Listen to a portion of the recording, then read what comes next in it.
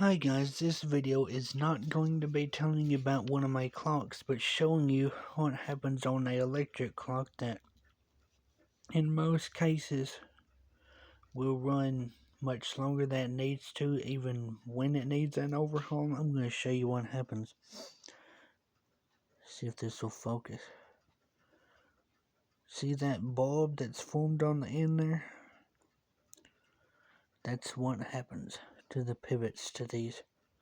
This is out of my St. Thomas rocks.